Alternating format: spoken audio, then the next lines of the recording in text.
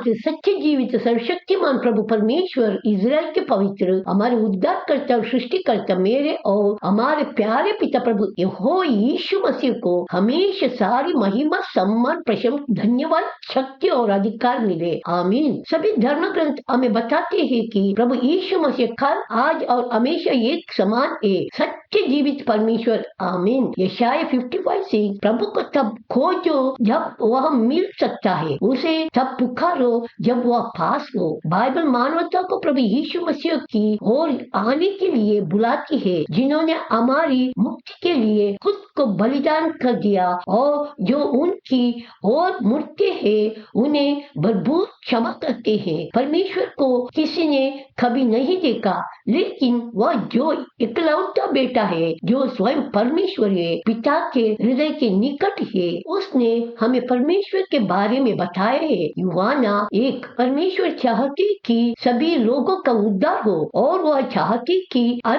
कोई सच्चाई को जाने। केवल एक ही परमेश्वर है और परमेश्वर तक पहुंचने का केवल एक ही रास्ता है। वह रास्ता यीशु मसीह हमारे प्रभु के माध्यम से है, जो मनुष्य भी है। हमारे प्रभु यीशु ने सभी लोगों के पापों की कीमत चुकाने के लिए उसको दे दिया। हमारे प्रभु यीशु इस बात का प्रमाण है कि परमेश्वर चाहते कि सभी लोगों का उद्धार हो और वह प्रमाण सही समय पर आया। 1 तीमुथियुस क्योंकि जो कोई प्रभु यीशु के नाम को पुकारेगा उसका उद्धार होगा। रोमियो 10 इसलिए क्योंकि हमारे पास एक महायाजक है जो स्वर्ग में प्रवेश कर चुका है, हमारे प्रभु यीशु परमेश्वर का पुत्र।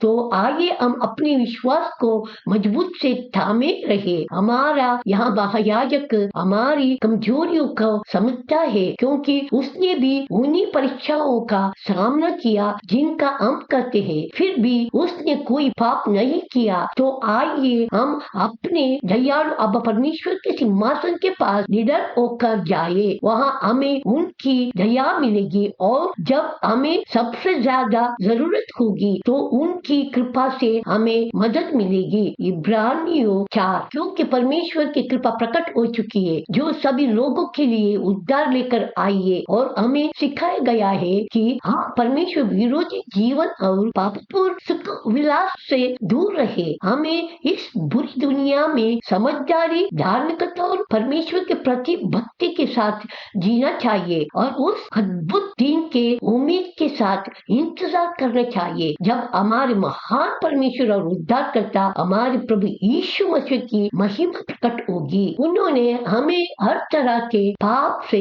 आजाद करने, हमें शुद्ध करने और हमें अपने खास लोग बनाने के लिए अपनी जान दी, ताकि हम पूरी तरह से अच्छे काम करने के लिए समर्पित हो सके। तीतुस 2 बुरे लोग अपने तौर तरीके बदले और बुरा काम करने का विचार तक मन से निकल दे। वे प्रभु यीशु की ओर मुड़े ताकि वह उन पर दया कर सके। हाँ, हमारे परमेश्वर की ओर मुड़े क्योंकि वह उद्धार से क्षमा करेंगे। यशाया 55 जो आपको ठोकर खाने से बचाने और अपनी महिमा पूर्ण उपस्थिति के सामने बिना किसी दोष के और बड़ी खुशी के साथ खड़ा करने में समर्थ है। उस एकमात्र परमेश्वर और हमारे उद्धारकर्ता की महिमा, महानता, शक्ति और अधिकार हो हमारे प्रभु यीशु मसीह के द्वारा, जो सभी युगों से पहले थे, अभी है और हमेशा रहेंगे। आमीन। यहूदा 24:25